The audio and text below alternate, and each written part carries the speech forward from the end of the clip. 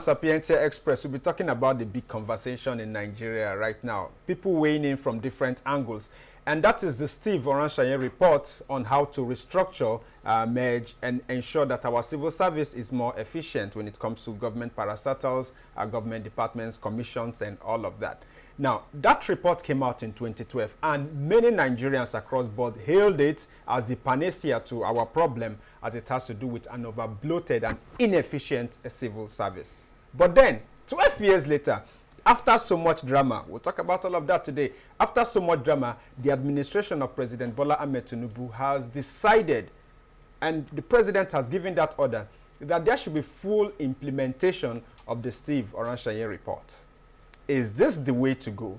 How is this going to impact on what every Nigerian is calling attention to right now, which is hunger in the land? That's what we'll be talking about today on Sapientia Express. Honestly, there are different ways to look at the Oronsaye report, because for anything that it's good, for anything that it's good, there is always an angle to it that people could say, okay, they say too much of every good thing is bad. But then people talk about the devil being in the details. And so whether you come up with a government policy, you come up with an idea, it is in the implementation of it that one can really say, okay, have you done good or have you done bad? But to talk about where we are coming from, right? For a very long time, Nigerians have always known, and Nigeria has always known, that we have a problem with the government, our government structure. And we talk about we having an over-bloated government size. Yeah. When you look at the amount of money that should be left for education, that should be left for healthcare, that should be left for agriculture and all of that, a lot of them goes into payment of salaries, of ghost workers, of people who works in different government parastatals. And we are thinking, where is the value for Nigerians? So that has been with us for a long time. Civil service reforms have come and gone.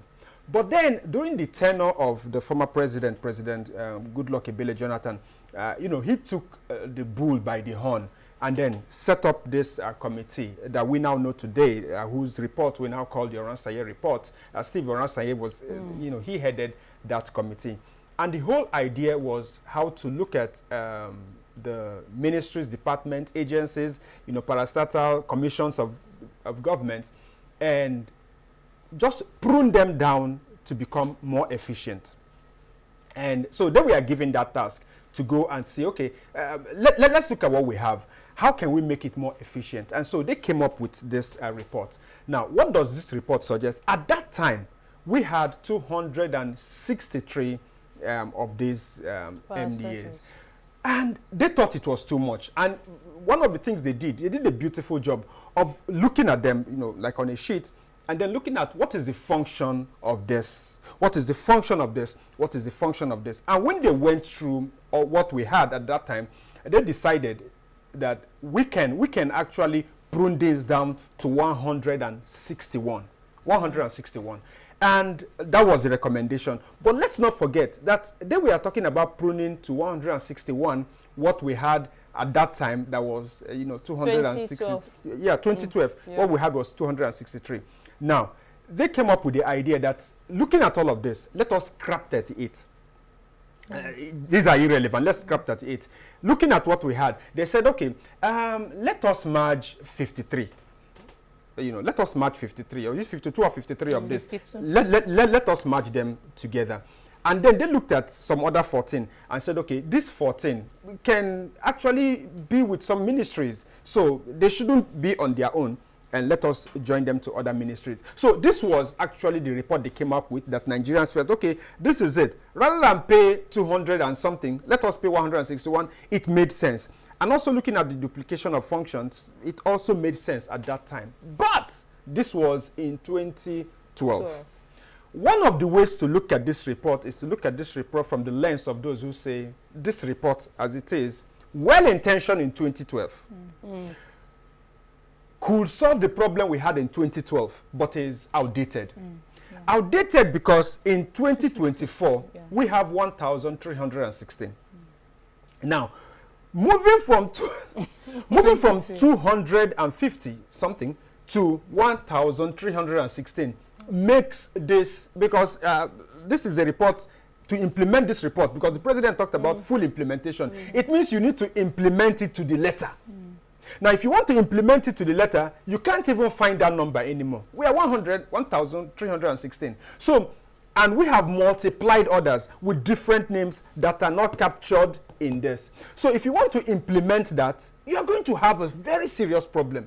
Because what now do you do with the ones the report did not capture? Because the report captured what we had in 2012. Now we have more. Now, that is one. And they also say this very president who is coming out now to do this, himself has created more. I mean, he's just been here for 8 months, thereabout. And is it not okay? Yeah, so in May. Yeah. Yes, yeah, about 8 months. Now, we are looking for a problem he has solved. We are yet to find a problem he has solved. But we've seen how many ministries he has multiplied. Great, yeah. Right? And he is running right now the most flamboyant, well, let me not use that word, flamboyant, but the most bogus, what do we call them now? Cabinets for a very long time. His is even fatter than that of President Muhammadu Buhari. President Muhammadu Buhari, people complained, but now his is fatter.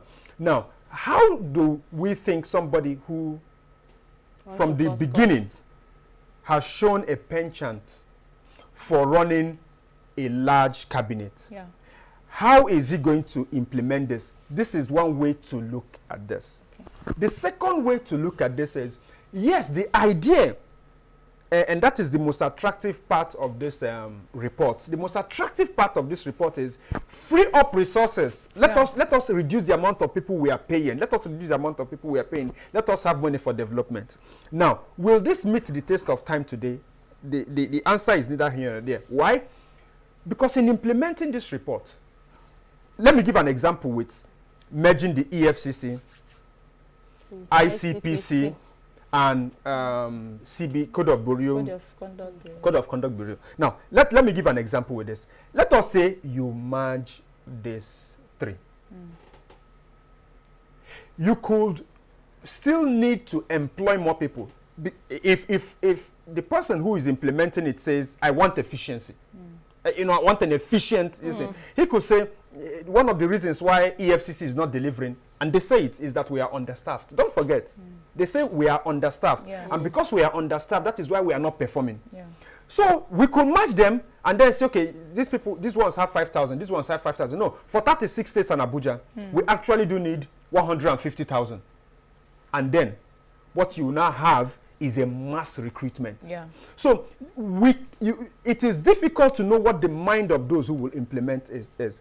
But if me as a person, the greatest problem I have with the president coming out right now to say he wants to implement this is, what do you want to achieve? Exactly. If what you want to achieve is a linear size of, two things. If what you want to achieve is have less human beings you are paying, you don't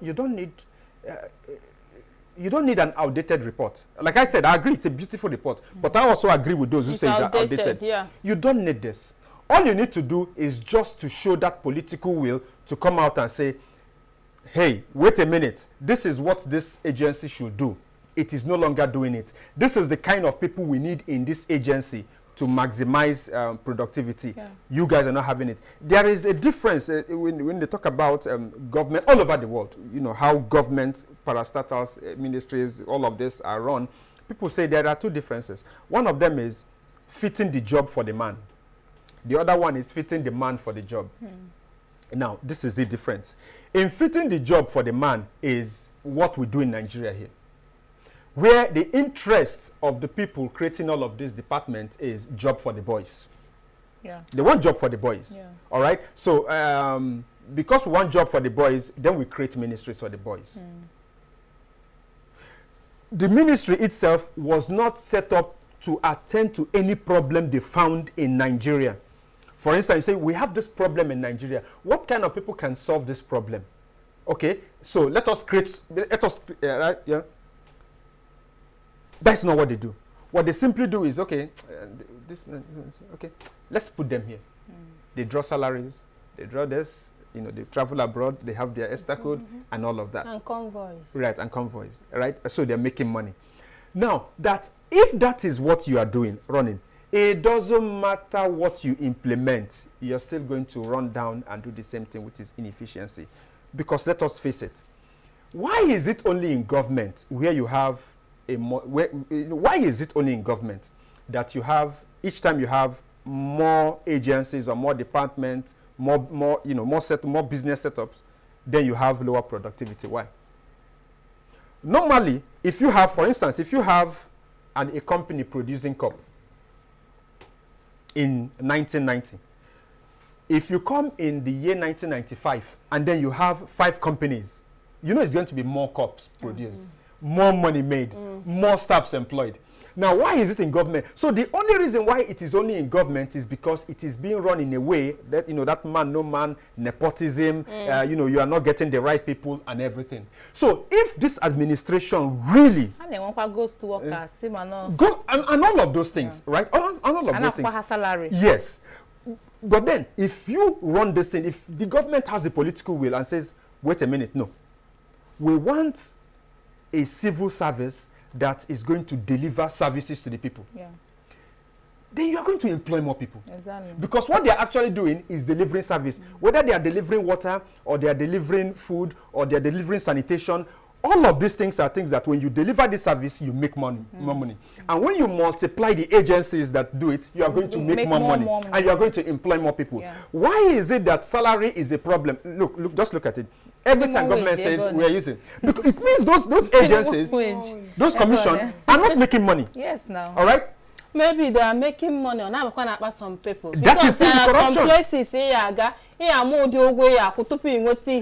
that is still the corruption, right? If you do not deal with what the basic problem is, which is corruption inside of these agencies, it doesn't matter whether you reduce them from 100 to 1. You are still going to have. So if any government that shows that political will to deal with the basic problem of, first of all, getting people into all of these ministries, departments, agencies, commissions who do not qualify to be there, which is one. The second thing is also corruption in all of this system. Even their payment role. Yeah. So that is why I struggle to believe that this will solve the problem they intend to solve. They tell us they want to solve, which is, getting a leaner size of the civil service that now delivers. I have a problem to believe that you said something about, when they are being merged, that means they're not going to be reduced. And for that, they're not going to... No, I said not necessarily. I understand what you're saying. There's something I want to grab. Does it mean that when, let's say, EFCC will not have a very small amount of persons working there, and that means it's still going to look at see if that after reducing them, they're still going to be increased? No, he made the example. See, it's possible. Make a result. It's possible. Now, how would he no depend on that? No, because imagine many states they need more people. That means recruitment. Yes. Yeah, government now also look, but don't forget the second thing I said. Every government for instance, I been here budgets. I have ministry aputa oje budget in ministry aputa government I don't forget the second thing I said. This is the first thing I said. The second thing I said is, look, if let me give an example. Come to Ministry of Agriculture. Come to Ministry of Agriculture. Now we are hungry, okay? Come to Ministry of Agriculture. Let us say you collapse 15 or 20 whatever parastatals, whatever they call them, because the names are too much. The names are too much. I can't remember all of them. Commissions, parastatals, ministries, and everything. Let us say you collapse 20. And all of them now answer Federal Ministry of Agriculture. You now have Federal Ministry of Agriculture, but in different states. But your intention, somebody talked on radio, he said a very wonderful word. He said, your intention, if your intention is really to boost agriculture, you could even look at the number and say, these ones are drawing salary without doing anything. I want people who will do the work. You set an exam. or whatever it is. Those who do not pass it, go out. Let us say those 20, if you add all of them, they were 3,000 or 5,000. You could say, no, to drive agriculture the way I want it in 36 states, I need 50,000 or I need 100,000. You see, you have increased them from this 20. Yes, this 20 were actually 15,000. But 15,000 people doing nothing. You increase it to 100,000 or 200,000 who are actually working. Look, within a year, what 200,000, what we did learn in primary school? It say if to do this work takes 10 men to do in one day. How many days will it take? It's as simple as that. How many days will it take? 15 minutes. Man, even at that, even at that, I'm going to government decide to make a recruitment 50,000, for instance. How is it government, for instance, when government now, if we were 50,000, what the whole hanya? In came up to 10,000, the product. That is where the intention I talked about came from. What is your intention? Is your intention to get people who will do the work? That is what I mean. If your intention is to get people who do the work, you will get more people and they will do the work. And them in Nigeria, and that intention is as good as zero. I don't know. I'm telling you. Classic argument globally in administration, all over the world. The classic argument, bro, when it comes to dealing with labor, right sizing, people with a different word. And when right sizing, and when downsizing, and when they say don't use sack anymore, so use right size. Or lay off. Lay off is wicked now. You understand? So just downsize, right size. You understand? But at the end of the day, you know, Ochuchu, in the short run, the destructive, one school of thought. Ochuchu in the short run is destructive, but in the medium term, maybe 6-7 months, if you do the right thing, if government does the right thing, lay off workers, even those laid off workers will do better. Okay, will do better. Even before they get a job, they may better. On the argument, no, please, no. Whatever you are doing, just make sure you mark time with workers, at least, and then without monthly stipends, you understand? I agree to the third one, and this is honestly because I've looked at 3 of them, I choose the third one. The third one says something different, which was my argument at first. The third one says, if you want to solve the problem, see what you do. Go to any, if it's in this size, we are talking about government now. Go to any ministry, go to any parastatal, go to any department, go to any agency, and just look at the structure. Even if you need to take out 95% of them, just be guided by one thing, and one thing alone. What is the mandate of this agency or commission, whatever? What is the mandate? Know the mandate. What kind of people can drive this mandate? Get to those people from wherever they are. Don't look at tribe, don't look at religion. If you will get those people in only one ethnic group, so be it. If they are the first ones that came, so be it. Just get the right people. That if you do that across board, you boost productivity in the country in a way that even those people delayed off will get something doing within a short space of time. Now, for instance, let me give an example with ministry. Let me give an example with agriculture and education and healthcare. Let us say you get the excellent people, committed people in Ministry of Agriculture with the blessed nature of Nigerian soil and weather and all of that.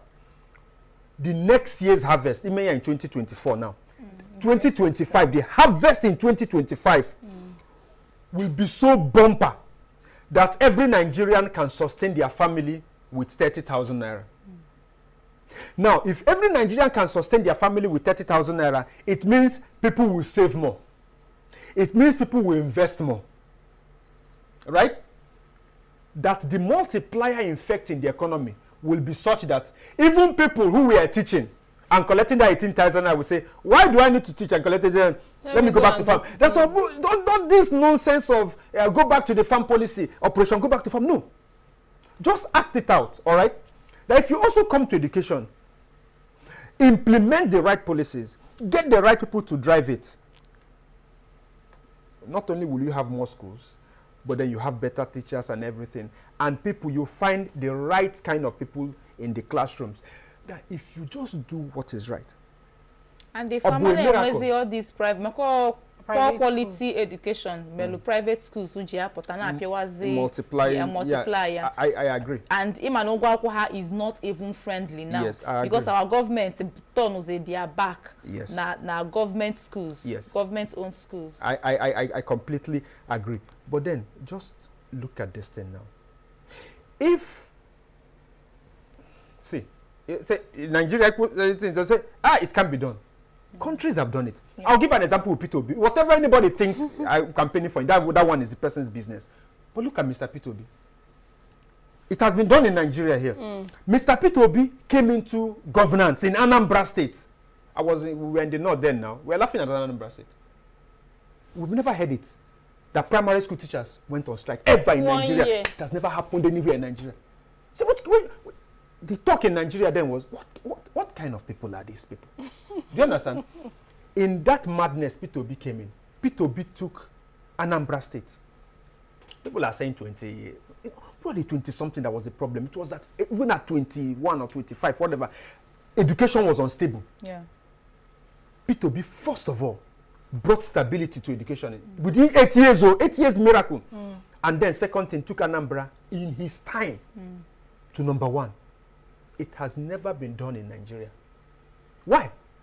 Just this thing I said. He's involved. Yes. He's involved. Just put in the right policy and be determined about it. When you want to talk about the economy, look at these Asian countries. From third world countries to first world. How? Just the same thing. Just the same thing. At the beginning, you know, to get in those right people, but at the end of the day, even those people who were not supposed to be there will find something they were supposed to do, and they'll profit in that thing they were supposed to do, so that even doing petty trading will, you know, will become more lucrative. So, honestly, if I find somebody, if I find an administration I can trust to say this administration will implement this thing religiously, this thing is the best thing. But like I said earlier, they've not shown me capacity for me to trust them to drive this process. But this process on paper, is it wonderful? It is the best thing we can do. But do I trust this administration to do it? With everything they've been doing, from nepotism to running a large cabinet, I've not seen the willpower to do it. Sadly. Fair to the Oronsaye committee, they said that much when they submitted that there are some of these recommendations that need some legal window, and that is why, you know, you need a white paper and all of that before you begin to implement it. But honestly, we can't end this program without me saying something, and I find it heartbreaking that I have to say this. You see, good luck Ebele Jonathan, this is another failure of him. Nigeria, fuel subsidy. No, I'm saying he was president. Wonderful report. Why did he not implement it? That guy was weak. Today we are talking about the confab report. Yes, 2014. Yes, he set up this thing. Why did he not do it? In the Oronsaye report and the confab report of 2014, it's still the same thing. There are some that he could just do with his pen. And they are more than half. They are more than half in both this thing. Then there are the ones that need the National Assembly, and he had enough numbers in the National Assembly to effect that. Why he did not do it just shows a lot about his weakness as a person. For instance, EFCC. EFCC is a child of law. EFCC is a child. EFCC is just like INEC, a creation of law. You can't just. But then you can recommend. That was, you know, this is a recommendation. And then in the working of it, the National Assembly, and this is just to say that even if, let us say, President Bola Ahmed Tinubu's administration is 100%, they want to do this and they are serious about it, it can't come as fast as people are thinking. Because everyone that has to, you know, for you to scrap or merge or do whatever, or refer to some other department, needs to go through law. You know, those ones will go to the Senate. And just like the former president, he also has enough numbers in the National Assembly to do that. So if any president tells you that I want to do this, but the National Assembly, he doesn't want to do it. Any president that tells you I want to do this, I would have done this, but see, the legal requirements. How you will know is when they want to do any other thing. Look at, is it not 2023 elections? Even though the law said this, when they want to circumvent it, they do it and they don't care. So if he really wants to do this, the National Assembly is easy cake. All he needs to do is just call Akpabio and come and Akpabio number. No, I mean Tinubu. Okay. If he wants to do it, if anyone that is in it, all you call him, come on, I want this done. Tinubu knows who he will call. See, they can do this within a day. Just like